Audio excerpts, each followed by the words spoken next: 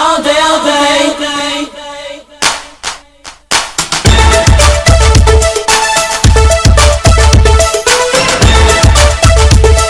Muy buenos días.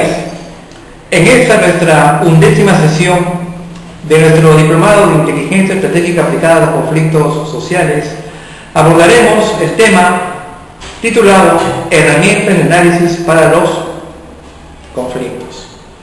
Obviamente, dentro del manejo de los conflictos es necesario utilizar una metodología que nos permita realizar un análisis de inteligencia, pero para ello se requerirá contar con las herramientas, es decir, con los instrumentos que nos permitan recolectar ciertos datos e informaciones que son vitales.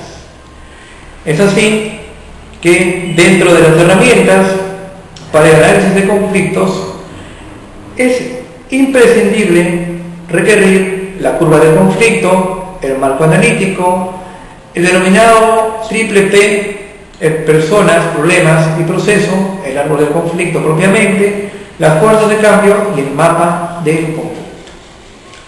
De manera introductoria, planteamos que este curso repasará el análisis de conflictos desde el punto de vista de los expertos, es decir, profesionales de la diplomacia, las fuerzas militares, las autoridades del orden público y la profesión jurídica, así como organizaciones no gubernamentales llamadas ONG y organizaciones intergubernamentales llamadas OIG. El punto de vista de los expertos es especialmente conciso debido a que estos son los que participan directamente en la gestión de conflictos, ya sea en la prevención, la pacificación, la imposición de la paz o la reconstrucción después de un conflicto. Como objetivo de las herramientas para el análisis, contamos con que éstas cumplen determinadas funciones, como son la de conocer más sobre el marco y dinámica del conflicto, identifica las distintas relaciones entre los grupos, identifica asimismo las diferentes perspectivas de los distintos grupos involucrados en el conflicto. Estos tres objetivos nos van a permitir a nosotros profundizar en la utilización de las herramientas para el análisis de los conflictos. Haciendo uso notable de investigaciones académicas, el trabajo de un experto en un conflicto se ve impulsado por metas específicas a tiempo real, ya sea para prevenir un conflicto en particular o para ayudar a resolverlo o colaborar en los esfuerzos de reconstrucción después del mismo. Este curso se centrará en 6 herramientas que utilizan los expertos en su trabajo de análisis de conflictos. El estudio sistemático de un conflicto, como cualquier otro campo de investigación riguroso, implica aprender toda una complicada serie de términos y conceptos complejos. Los términos como paz duradera, paz estable y paz inestable se utilizan para describir la condición de una relación entre naciones o grupos dentro de estas. Durante el desarrollo de un posible conflicto, se emplean estos términos para describir las distintas bases de una relación cambiante. Son estos aspectos, pues, los que conllevan a una mejor interpretación de un conflicto a partir del análisis respectivo, utilizando instrumentos que nos van a permitir no solamente recopilar información vital, sino también contrastarlos, vincularlos y a partir de ahí desagregar diferencias para luego, contrastándolas nuevamente, llegar a una conclusión que es consecuencia de un proceso cognitivo que es darle valor agregado a esa información o insumo para convertirla finalmente en un producto final. Con respecto a las llamadas herramientas de análisis para los conflictos, en primer lugar, vamos a analizar la llamada curva de conflicto. La curva de conflicto es una herramienta visual que ayuda a ilustrar cómo tienden a evolucionar los conflictos con el paso del tiempo. La curva ayuda a conceptualizar cómo se relacionan entre sí las distintas fases de un conflicto, así como los posibles tipos de intervención por terceros. Los profesionales del campo utilizan estos conocimientos para determinar cuáles son las estrategias de intervención más eficaces y cómo coordinarlas de manera oportuna. La paz duradera es una paz perdurable. Cuando se trata de explicar una gráfica durante un periodo de tiempo, se representa como una línea relativamente larga y plana. El término paz estable describe un mayor grado de tensión en las relaciones que el de una paz duradera. Si las disputas quedan sin resolverse y las tensiones continúan aumentando, con el transcurso del tiempo el conflicto podría entrar en la fase conocida como paz inestable.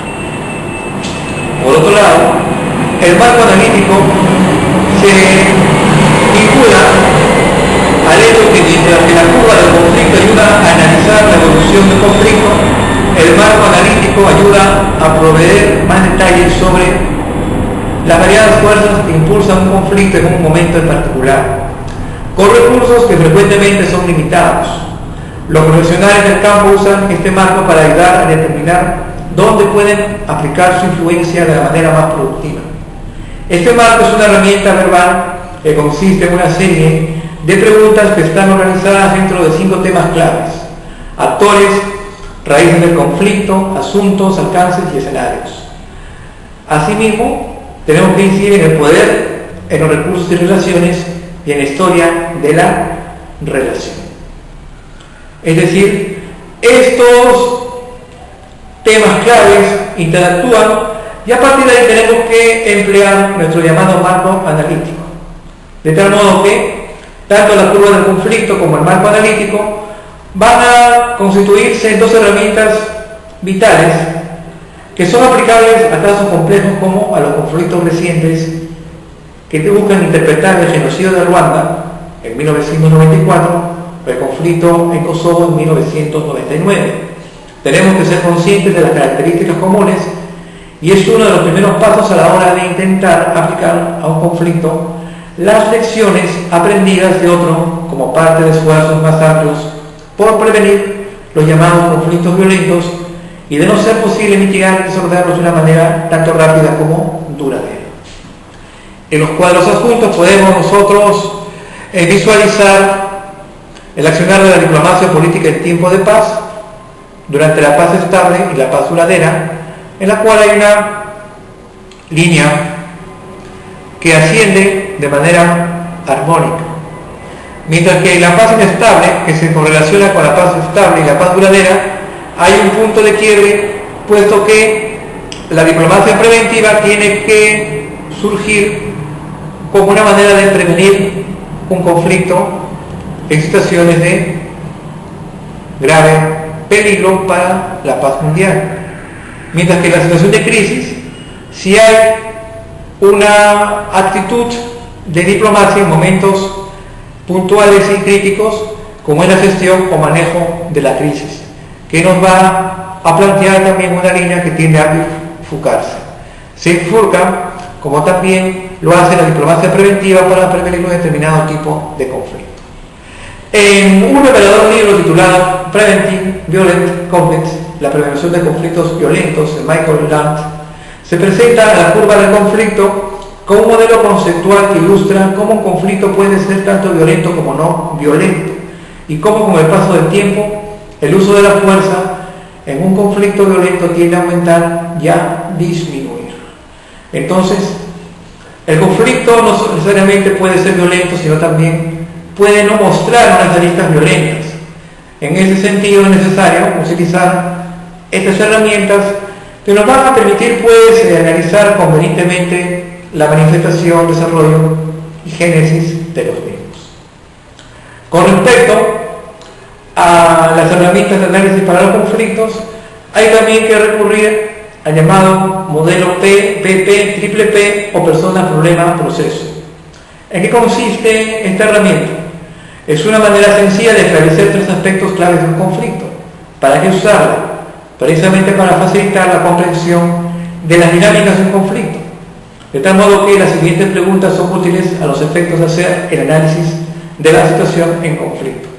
Pueden ser útiles para diseñar una investigación y también para evaluar el tipo de información que necesitamos escuchar en las diferentes entrevistas y para leer en los medios y en los documentos. Al respecto existen preguntas referidas a las partes principales o actores claves, como son: ¿quiénes son los actores principales? ¿Quiénes son los actores secundarios? ¿Están todos los actores? ¿Están todas las partes bien definidas? ¿Las partes quieren trabajar en una solución o son capaces de trabajar todos juntos? Estas son interrogantes puntuales que nos van a permitir identificar aquellos actores claves. Por otro lado, existen preguntas referidas al problema. Estas preguntas identifican la sustancia de la disputa, es decir, el kit y la esencia del lío, embrollo o riña, y ayudan a decidir si la colaboración puede ser de interés para las partes.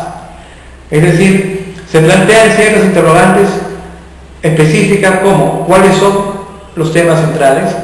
¿Cuáles son los temas secundarios? ¿Cuál sería la manera más constructiva de definir el problema? ¿Cuáles son los intereses de cada parte? ¿Qué intereses tienen en común? ¿Cuál es la definición actual del problema? No todos definen o describen el problema de la misma manera, por ello la formulación es tan importante. De ello depende que un grupo decida o no participar o justificar que quienes están involucrados en el problema acepten o no colaborar. Asimismo, se plantea la pregunta referida al proceso: ¿qué opinan las partes sobre el uso de herramientas de consenso? ¿Qué obstáculos podría tener el proceso legales, económicos y políticos? ¿Cuáles son las oportunidades de éxito?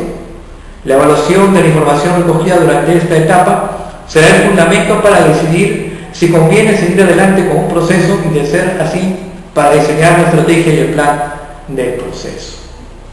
Esta lista de preguntas no es definitiva. Ninguna lista de este tipo podría serlo. Para un conflicto en particular, algunas preguntas serán más útiles que otras.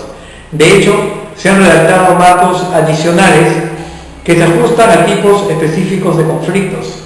Naturalmente, un analista indagador encontrará continuamente preguntas nuevas que plantear.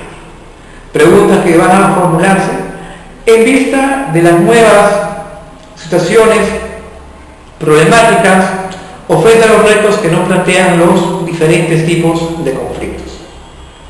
Estas preguntas son importantes porque podrían darse que las partes planteen que los actores en general pueden estar dispuestos a intentar colaborar aun cuando vean pocas oportunidades de éxito. En este caso, podría valer la pena intentar la colaboración. Asimismo, las partes podrían no estar dispuestas a colaborar o no estar dispuestas para hacerlo de buena fe, aun cuando los temas e intereses sugieren la posibilidad de éxito. Pueden ser provistos los recursos que requiere el proceso colaborativo. La colaboración requiere recursos en forma de personal, tiempo, conocimiento y a veces dinero. Pueden las partes o el convocante o la organización que actúa como facilitadora proveer estos recursos y elementos, o deben ser provistos por alguien ajeno al proceso. Son algunas de las preguntas que nos planteamos. En el cuadro adjunto podemos nosotros visualizar claramente cuál es esta relación entre la persona y los problemas. En el caso específico de la persona, esta plantea identificar a las personas involucradas y, por otro lado, identificar las percepciones y emociones. ¿De qué se trata cuando se identifica a las personas involucradas? De plantear ciertas respuestas tentativas frente a determinadas preguntas como: ¿quiénes son los actores? Si son primarios, secundarios o terciarios. ¿Cómo es la situación de poder? Si es una situación vertical, si es una situación horizontal, si es una situación hegemónica de una parte frente a otra. Si existen condiciones con respecto a las percepciones y emociones, ¿cómo perciben el conflicto los protagonistas? ¿Qué sentimientos y emociones se están expresando? ¿Qué imagen del otro tienen las partes? Y con respecto a los problemas, se plantea identificar el núcleo del conflicto. ¿Cuáles son los asuntos críticos del conflicto a resolver? ¿Cuáles son los problemas presentados por determinadas posiciones sobre estos asuntos? ¿Cuáles son los intereses subyacentes de cada actor? ¿O cuáles son los factores que originaron y están alimentando el conflicto?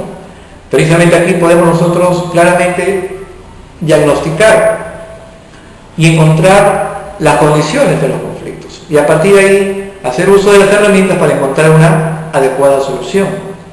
Asimismo, el problema plantea hacer una lista de puntos por resolver. ¿Qué necesidades se deben tomar en cuenta? ¿Cuáles son las propuestas de ambas partes?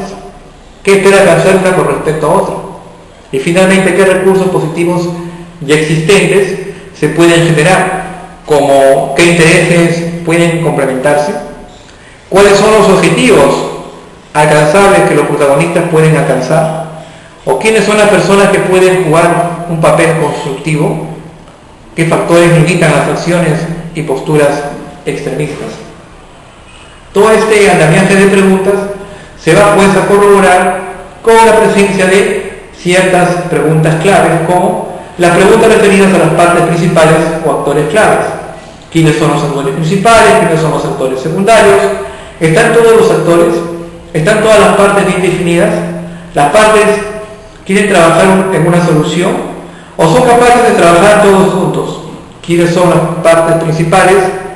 Pueden ser individuos, organizaciones o grupos no organizados.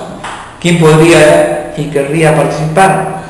¿O cuáles intereses o temas son afectados? ¿Quién es responsable por tomar la decisión?